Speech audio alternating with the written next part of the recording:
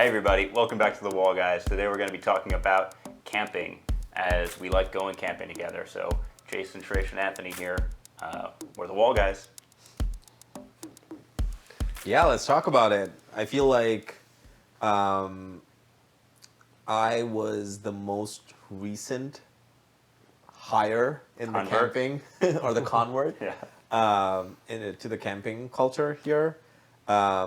And I think like what really helped me ease into this, because I never thought like I would like camping, or I didn't have an inclination towards camping and stuff.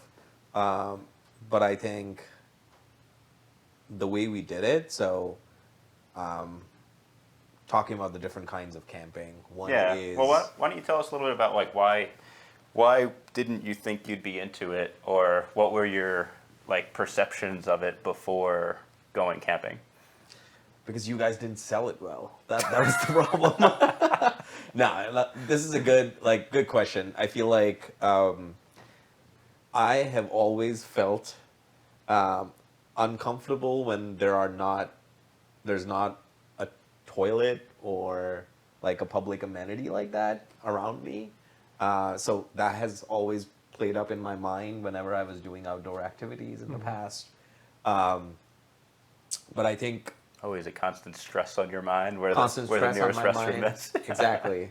It's a weird I stress, hear you. like, but I'm, Yeah. I'm guessing a lot of people Very share common. that Yeah. sentiment as well. But that was the biggest one for me, and I feel like when you are camping, it's a rare possibility, but you think about bears and you think about other wildlife that could come, and I just didn't know what to make of it because I hadn't experienced it before. So I would say these were the top two things that I thought about, and I never went camping. But I'm glad that we did. We're fully hooked onto it now. We've done, I think, 6 or 7 camping trips together, Yep. and it's been awesome. Like, we look forward to it. Like, it's just the best way to relax as well, unplug. I feel like very few travels or vacations or something completely unplug my mind from work and other day-to-day things.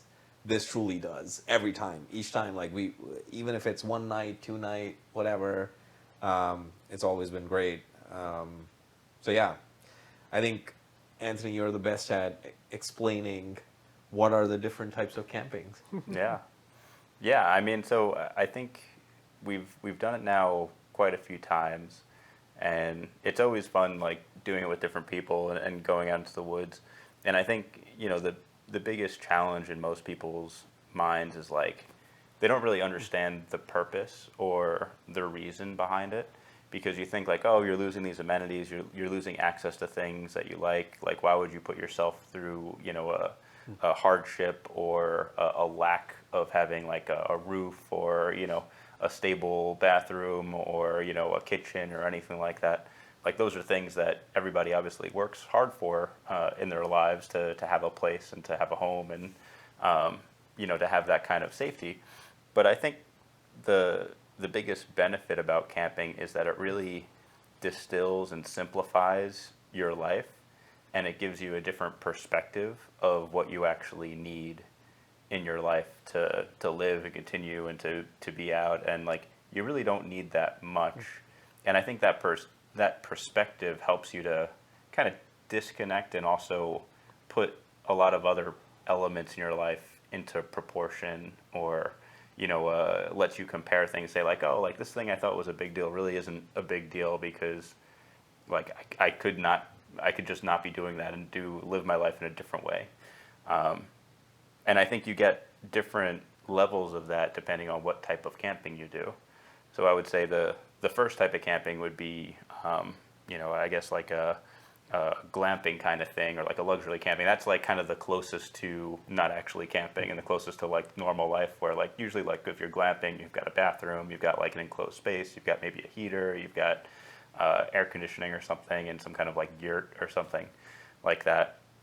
That's probably the closest, or the easiest baby step for camping, right? It's like somebody's first camping trip glamping trip, easy. I think second level would probably be car camping. So that's where you have your car, you ride up to a campsite destination, you have everything packed in your car, and then your car is basically really close to you within 30 feet or so of where your campsite is. So like you always have that that safety and that crutch to kind of like lean on with your car. I'd say the second or the third one is probably doing like a shared campsite, like a Airbnb type thing, or we've been using like we've used Dirt in the past, and we've used HipCamp as well. And that's where like basically you're going on somebody's private property and they basically rent out the land to you for a night or a couple nights. But usually there's some kind of parking area. There's a little bit of a hike between the parking area and where you have to camp. It's a little bit more isolated. You're not in like a big campsite with a group of people. It's usually just like you or like, a very small amount of campsites. But that's nice because it's a little bit more secluded. You also have a reserved space. And then the final type of camping, I would say, is like backcountry camping or backpacking, where you're actually hiking in somewhere. You have everything that you have, your whole tent, your food, your water, any kind of provisions that you're bringing, that's all on your back in your pack. And you're basically hiking in, setting up a camp, and exploring cool places that you probably can't get to with a car. And a lot of times it's in national parks, public parks, things like that. And that, I think, gives you the most disconnect because you really are the farthest from, your normal life when you do backcountry, backpacking camping. And that's most recently what we did just a few weeks ago for the first time together. So that was really cool. It was tiring too. It was. It was. It was a 4-hour hike. Yep. Was it a 4-hour hike? It was about that. Yeah. Yeah. And we had like a good amount of weight on our shoulders with the whole backpack. But we made it. We made it right before the thunderstorm. Right. Like, do That you was want to tell everyone about that? Sure. So we were hiking into this. It was in this kind of in a park. We were going to this kind of mountain lake was our destination where we were planning to camp. Hiking in, I think we knew ahead of time that the weather forecast wasn't in our favor, but kind of looking at the sky, it didn't seem so bad. We thought we actually stopped for lunch and like at a brewery somewhere. So we get there, we start hiking in, and I think like about halfway through the hike, the weather starts to turn on us. Like it's visibly like, okay, it's gonna rain like at any moment. I think the second half of the hike we're kind of double timing it to get to this mountain lake, and we get there. Like, number one, I'm exhausted. My cardio is not nearly as good as these two guys. So most of the time I'm like lagging behind. This is like the most cardio I've done ever. So we get there. I'm dying, and we have to put up the tents the fastest we've ever done it. Just super hurried. And it's thunderstorming. Yeah, Like by the end of it, it was like freaking scary. Exactly.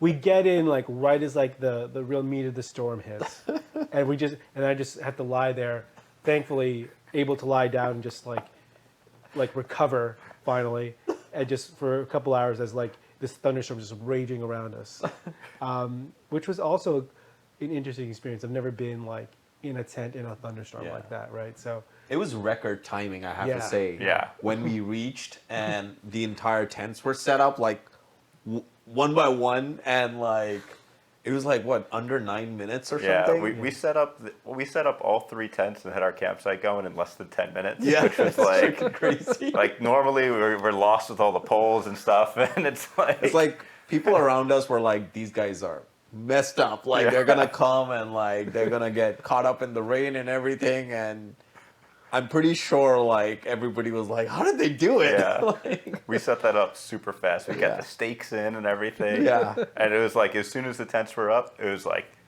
big thunderbolts, like big thunder, and then just like rain started coming down like crazy. Hey everybody, beautiful day hiking. Just had an awesome backpacking trip with the boys. We're at Echo Lake, upstate New York, Catskills, with some awesome thunderstorms basically starting right now. So, time to go in the tents. Yeah, it was, and then we had a stop. We Yeah. were in our tents, and we were just waiting for the thunderstorm to stop. And like I think 2 hours went by, and then we came out after the rain settled and stuff, and we were like, what to do next? And there was so much to do after that. Right. Yeah, We took our tips and tricks on making fire That's right. with wet wood. we did. We and- made fire with wet wood. That's Yeah. really impressive. Like after downpoured for like 2 hours. Jason, reveal the tip. How did we do it? It really boiled down to all of us breaking out our knives and just like shaving endless little shavings of like what available wood there was, and literally like just feverishly like making these little piles of shavings and like throwing it into this little like barely alive flame that we had going on. We only had a couple of chances at that too, because I think we only had like 3 matches or Yeah. something. Yeah. So we observed that, and I'm sure a lot of people have observed this, that the wood was wet from outside, but if we shaved it to an extent, then there was some dry wood inside. So Right. we each had our knives, and we were like shaving the whole thing off. And then as soon as we hit dry wood, those shavings helped us to start the fire and then to keep the fire going. We had perfectly cut out these dry wood sticks. These sticks were literally in the storm, and I don't know. We had a fire going for 2 hours. It was pretty impressive. Yeah. And Anthony definitely had a field trip with all the frogs that were. Yeah, I really like frogs, and there's a lot of frogs out. So we were camped right at the base of this lake, and as soon as like I guess maybe the storm made them come out or something, but you know after it rained for a couple hours, when we got out of the tent, like these frogs were everywhere. I mean, we saw probably like 20 of them, and we even had one of the frogs like hang out by our campfire like all night, which is pretty cool. He just kind of hung out. Yeah. There's a lot of creatures. We saw some geckos too. Yeah. That was pretty cool. Yep. But yeah, a lot of frogs. But It I did was- want to circle back and just talk about the being in the tent during that storm, because that was like a very weird, almost like out of body experience where it was raining so hard. We're not talking about a light rain. This is a full on thunderstorm, thunder, lightning. Like we peeked out of the tents and you could see like these storm clouds coming over the mountains, which is like really cool. Got really dark really quick. But being in the tent, like literally there was nothing else to do. There's no cell phone reception. There's no, I didn't have a book or anything with me. And the sound of the rain hitting the tent was just so loud and pervasive and consistent that it was almost like a euphoric kind of out of body experience, just like looking around like what's happening. You don't really know like how much time is passing. You don't really know like, oh, what is this going to end? Like I'm trying to look like through my phone for like prior forecasts to see like, oh, are we just gonna be in our tents all night now? Like I don't really know.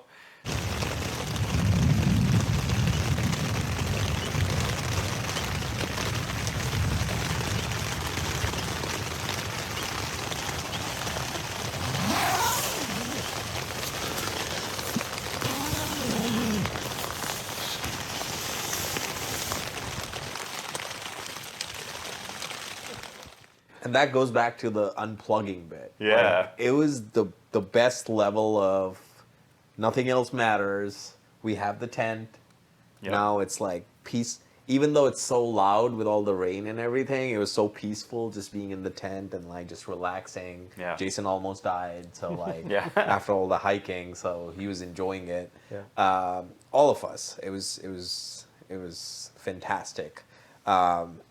I did think while hiking that, okay, this is the toughest type of hike and just the toughest type of camping, I would say, since we were graduating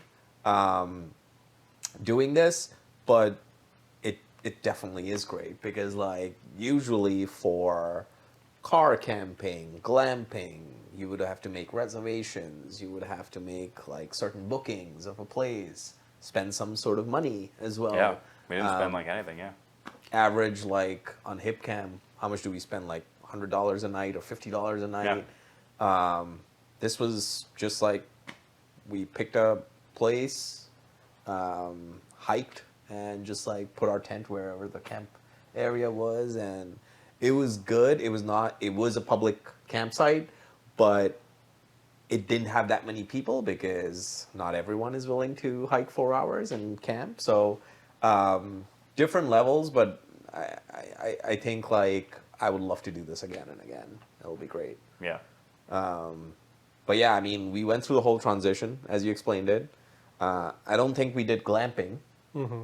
We might have done it in our like past life or something, but Yeah. like most recently, we just like got into like hip camp or going to someone's private property, paying them for it, and like being in a secluded type of a space, and just like moved on to this hiking sort of a camping trip. And but we have something interesting coming up: the rowing, Yeah. canoeing, Canoeing. camping. Yeah, the canoe camping. Yeah. Yeah, I think that's gonna be interesting. So the concept there is you essentially park your car at the base or at the bottom of the river, and then you have a service kind of drive you upriver, whatever distance, and then you kind of canoe down the river, and along the way you stop, at various spots to camp overnight. So it's like a, multiple day canoe trip essentially. Yeah. And I think that's going to be interesting. I don't know if I've ever been on the water that long, but yeah, I mean, I think it goes back to like your point about unplugging. I mean, it's going to just be all day on the water, no interaction with any other people except for the people in your boats. Like, it's going to be a really primal experience. I hope it Primal. doesn't. What an adjective. At this point, Jason can make up shit. Yes.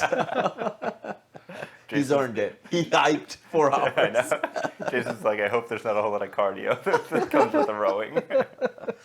Well, that's going to be upper body Yeah, strength, yeah. which That's- Jason has a lot Yeah. of, as you can see. Gonna Yeah. put him in his own canoe.